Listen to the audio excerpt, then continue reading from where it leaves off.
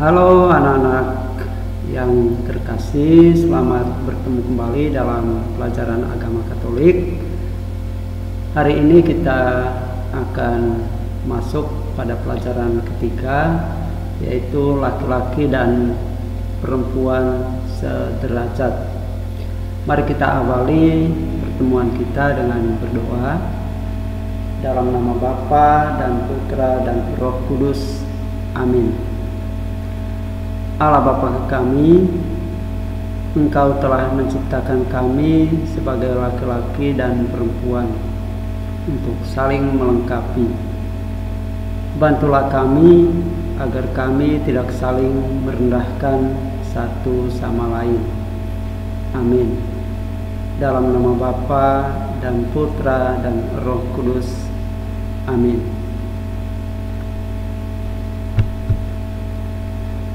Anak-anak, tujuan pembelajaran kita kali ini adalah yang pertama, agar kalian dapat menghormati lawan jenis, lawan jenis laki-laki, lawan jenisnya perempuan, perempuan lawan jenisnya laki-laki. Yang kedua, supaya kalian dapat menjelaskan bahwa laki-laki dan perempuan itu sederajat atau sama kedudukannya.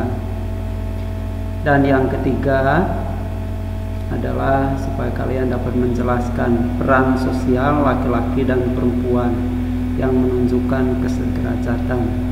Peran sosial ini adalah sesuatu yang dilakukan dalam kehidupan sosial, berkaitan dengan kesederajatan.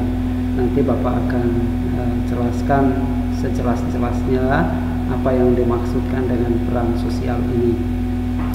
Nah, ini 3 tujuan utama yang hendak kita capai dalam pembelajaran ini. Maka marilah kita mengikuti pelajaran ini dengan baik agar kalian bisa memahami, bisa mengerti, sehingga dalam kehidupan sehari-hari mampu menghargai sebagai laki-laki ataupun perempuan yang diciptakan oleh Allah sederajat atau sama kedudukannya. Coba kalian perhatikan beberapa gambar berikut. Ada 2 gambar. Ini gambar yang pertama, ini gambar yang kedua. Nah, ini di dalam gambar yang pertama ini ada gambar wanita atau perempuan, dan di tengahnya ada tanda sama dengan laki-laki. Nah, ini apa artinya? Bahwa perempuan itu sama dengan laki-laki. Sama dalam hal apa?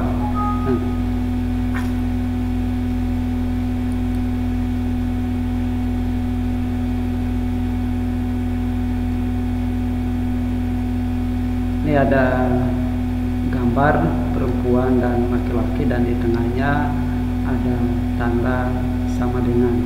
Nah, ini artinya bahwa perempuan sama dengan laki-laki. Sama dalam hal apa? Nanti Bapak akan jelaskan selanjutnya. Lalu ada gambar yang kedua.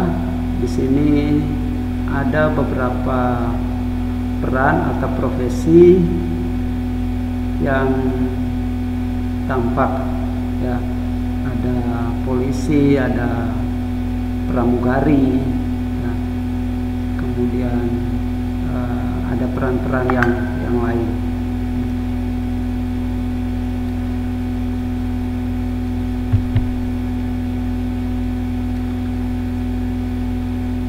Pada zaman Ibu Kartini, kehidupan perempuan itu cukup tertindas, cukup menderita. Perempuan tidak boleh sekolah, tidak boleh menjadi pemimpin, kerjanya cukup di dapur, dan masih banyak bentuk penindasan lainnya. Nah, ini kehidupan atau situasi kehidupan pada zaman Kartini.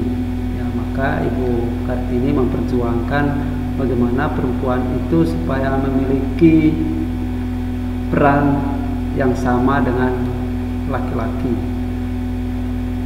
Perlakuan terhadap perempuan seperti yang terjadi pada zaman Kartini ini merupakan situasi kehidupan di mana tidak ada kesetaraan antara laki-laki dan perempuan. Laki-laki lebih menganggap perempuan itu sebagai ciptaan Allah yang lebih rendah. Nah, ini contoh gambar yang menunjukkan bahwa perempuan pada waktu itu, pada zamannya Ibu Kartini ini, mereka hanya bisa bekerja di dapur, tidak boleh menjadi pemimpin, tidak boleh sekolah, ya, tidak boleh duduk di ruang tamu, ya, karena kerjanya perempuan itu hanya di dapur. Nah, ini mengapa hal ini terjadi? Ya karena memang pada waktu itu pola pikir, ya, kemudian budaya juga masih sulit untuk diubah, masih menganggap bahwa laki-laki itu orang yang lebih penting, orang yang lebih hebat daripada perempuan. Nah, ini situasi-situasi seperti ini terjadi pada zaman Ibu Kartini.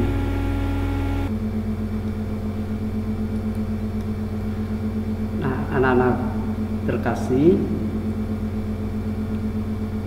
sikap yang menganggap bahwa perempuan itu lebih rendah dari laki-laki merupakan sikap yang tidak menghargai Allah yang menciptakan manusia, laki-laki dan perempuan itu sederajat. Nah, ini seringkali ya, dalam kehidupan sehari-hari ketika laki-laki ya, menganggap bahwa perempuan itu adalah tidak setara atau tidak sederajat, tidak sama kedudukannya dengan dirinya, maka sama dengan dia tidak menghargai Allah yang telah menciptakan manusia perempuan itu sederajat. Ya, nah, coba perhatikan gambar ini bahwa Allah menciptakan manusia baik pria dan wanita itu dengan begitu indah, dengan sempurna. Tuhan berfirman, tidak baik kalau manusia itu seorang diri saja. Aku akan menjadikan penolong baginya yang sepadan dengan dia. Ini bisa dibaca dalam Kejadian bab 2 ayat 18. Ya. Nah, kalau laki-laki itu hanya seorang diri itu menjadi tidak baik. Laki-laki akan menjadi sepi, tidak ada teman berbicara, tidak ada teman untuk bermain, ya, dan lain sebagainya.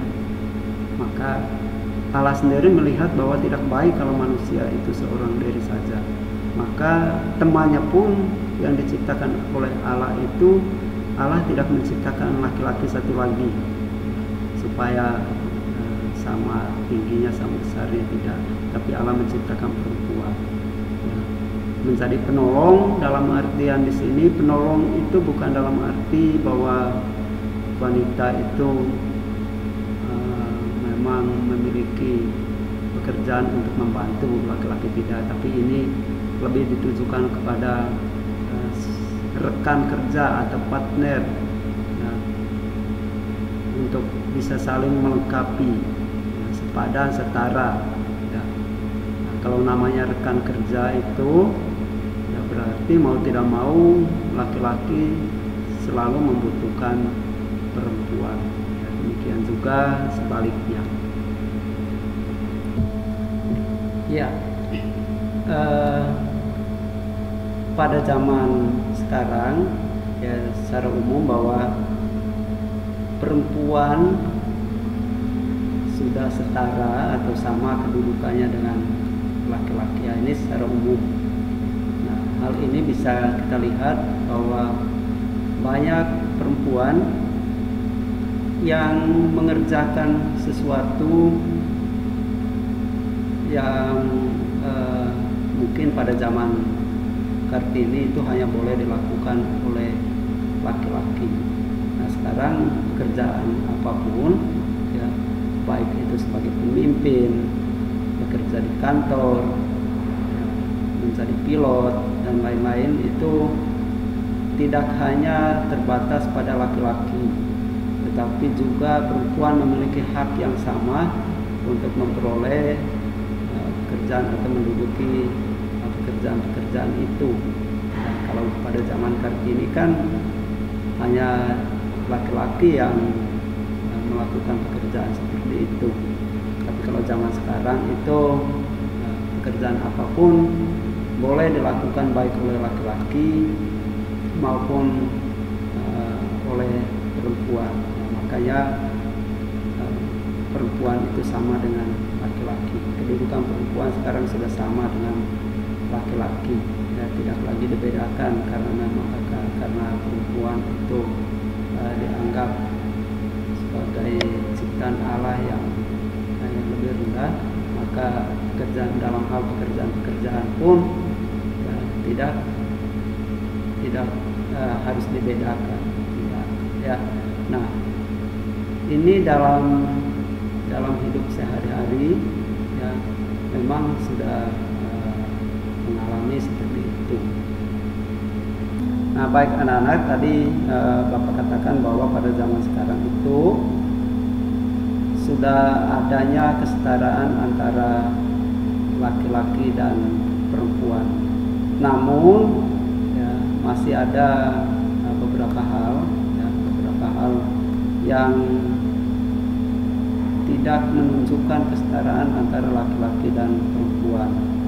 Beberapa hal itu misalnya dalam hal pembagian tugas, dalam hal bekerja. Ya. Misalnya seorang ibu perempuan harus tetap mengurus rumah tangga, ya, seperti mencuci, memasak, setrika, ya, dan lain-lain. Meskipun juga dia harus bekerja mencari nafkah. Ya.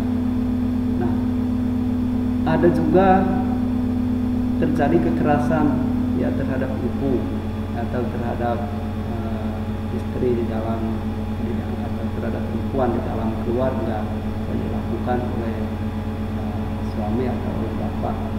Nah, ini beberapa hal perbuatan-perbuatan atau sikap pada zaman sekarang yang belum sungguh-sungguh menganggap bahwa perempuan itu sederajat dengan laki-laki. Nah, sederajat juga tidak berarti bahwa semua pekerjaan itu yang harusnya dilakukan oleh laki-laki juga harus dilakukan oleh perempuan. Misalnya ketika mengangkat sesuatu yang begitu berat, pekerjaan yang lebih kasar, lebih keras, dituntut harus dikerjakan oleh perempuan juga, tidak juga seperti itu. Ya, tetapi apa yang seharusnya bisa dikerjakan oleh laki-laki ataupun perempuan ya harus dihargai sesuai dengan kemampuan dan keterbatasan masing-masing, baik sebagai laki-laki maupun sebagai perempuan. Nah, memang tidak 100% ya, kesetaraan yang terjadi pada zaman sekarang itu dipraktekkan dalam hidup sehari-hari. Pembagian tugas yang tidak seimbang ini biasanya karena adanya budaya yang masih menganggap bahwa pekerjaan rumah tangga adalah urusan seorang ibu. Bapak terkadang gengsi untuk melakukan pekerjaan rumah. Ada juga yang menganggap jika seorang suami melakukan pekerjaan rumah berarti harga dirinya menjadi rendah. Nah, ini ada gambar ya, seorang bapak yang melakukan pekerjaan ini. Nah, dalam budaya-budaya tertentu pekerjaan seperti ini dianggap sebagai suatu pekerjaan yang merendahkan martabat laki-laki. Itu budaya, kebiasaan di daerah-daerah tertentu. Ya. Padahal dari segi kesederajatan pria dan wanita ya pekerjaan seperti ini pun bisa dilakukan oleh laki-laki, tidak hanya terbatas pada dilakukan oleh perempuan atau ibu. Laki-laki pun bisa mencuci, bisa memasak ya, kalau memang itu harus dia lakukan ya, namun terkadang ada anggapan yang merasa dirinya direndahkan, martabatnya direndahkan ketika dia mencuci pakaian seperti ini, lalu dikatakan, nah ini kan pekerjaan ibu, kenapa harus aku yang mengerjakan? Nah ini yang tidak boleh terjadi sebenarnya dalam kehidupan zaman sekarang. Apa yang bisa dilakukan oleh laki-laki, ya pekerjaan rumah tangga, ya lakukanlah itu. Demikian juga sebaliknya. Nah inilah kerjasama seperti inilah yang sungguh sudah menyadari bahwa antara laki-laki dan perempuan itu sebenarnya sederajat atau diciptakan oleh Allah itu untuk bisa saling melengkapi. Perempuan menjadi rekan kerja laki-laki. Laki-laki dan perempuan itu sederajat, sama kedudukannya, tidak lebih tinggi atau tidak lebih rendah. Hal ini telah ditegaskan atau telah dikatakan di dalam kitab suci, terutama kitab Kejadian bab 2 ayat 18. Aku akan menjadikan penolong baginya yang sepadan dengan dia. Dan di dalam kitab Kejadian bab 2 ayat 22 sampai 23 juga dikatakan bahwa perempuan diciptakan dari tulang rusuk laki-laki. Nah, di sini tadi penolong. Penolong ini bukan berarti bahwa perempuan itu menjadi pembantu atau menjadi budak atau menjadi pelayan bagi laki-laki, tapi penolong di sini dalam artian bahwa perempuan itu menjadi rekan kerja ya laki-laki. Kalau dinamakan rekan kerja berarti saling membantu, saling menolong, saling melengkapi satu sama lain, dan di sini pasti akan ada perasaan untuk saling membutuhkan ya. Jadi laki-laki perempuan itu diciptakan Allah untuk menjadi penolong atau rekan kerja dari laki-laki yang sepadan itu sama dengan laki-laki ya. Yang sepadan sederajat dengan laki-laki. Maka ketika ada laki-laki yang menganggap bahwa perempuan itu ciptaan Allah yang lebih rendah, berarti dia tidak menghargai Allah yang telah menciptakan perempuan ini menjadi rekan kerja dalam hidup sehari-hari. Kalau tidak menghargai Allah, ya berarti sama dengan dia menolak Allah, dan hal-hal seperti ini berarti membawa kita pada penderitaan, pada kehancuran, karena kita jatuh di dalam dosa. Mengapa diciptakan dari tulang rusuk? Kita tahu bahwa tulang rusuk ini adalah tulang yang letaknya di tengah-tengah tubuh atau badan kita, sangat strategis. Oleh karena itu perempuan tidak lebih tinggi dan tidak lebih rendah dari laki-laki, demikian juga sebaliknya. Seandainya perempuan diciptakan dari tulang rusuk, tulang kepala laki-laki, maka bisa jadi nanti perempuan menganggap bahwa dirinya lebih penting atau lebih tinggi dari laki-laki. Nah demikian juga kalau diciptakan dari tulang kaki laki-laki, maka laki-laki akan menganggap dirinya yang lebih tinggi, lebih hebat, maka dia memperlakukan perempuan sesuka hatinya. Baik anak-anak yang terkasih, demikian untuk pelajaran hari ini tentang laki-laki dan perempuan sederajat. Intinya bahwa supaya kalian bisa saling menghargai, ya, saling melengkapi dalam hidup sehari-hari. Tidak boleh menganggap bahwa perempuan itu lebih rendah daripada laki-laki. Nah, ketika dalam hal melakukan tugas-tugas di kelas, membersihkan kelas dan lain sebagainya, dalam hal kesederajatan ini tidak boleh juga kamu menuntut bahwa anak-anak perempuan itu harus mengangkat meja yang lebih berat. Tidak, ya, karena itu dalam hal fisik memang laki-laki diberikan otot yang lebih kuat. Kesederajatan itu bagaimana kamu menghargai perempuan dengan segala kelebihan dan kekurangannya. Ya, kalau memang dia sanggup untuk menjadi seorang pemimpin, ya kenapa tidak? Karena memang itu perempuan memiliki hak yang sama dengan laki-laki. Demikian juga dalam ketika saya mengangkat meja di kelas, ya kalau memang perempuan itu badannya lebih kekar, kan ada juga perempuan yang lebih kekar. dia mampu mengangkat meja dan lebih kuat tenaganya dari laki-laki, ya nggak apa-apa. Ya, bahwa hal seperti itu tidak berarti bahwa ya, laki-laki lebih rendah dari perempuan karena perutnya agak lebih lemah, tidak. Ya, semuanya saling melengkapi, ya, semuanya menjadi rekan kerja. Semoga pelajaran ini dapat berguna untuk kalian bagaimana supaya dalam hidup sehari-hari, dalam berrelasi dengan lawan jenis, tetap menghargai satu sama lain sebagai ciptaan Allah yang sepadan atau sederajat. Sampai jumpa untuk pelajaran berikutnya. Tetap jaga kesehatan, tetap semangat. Tuhan memberkati.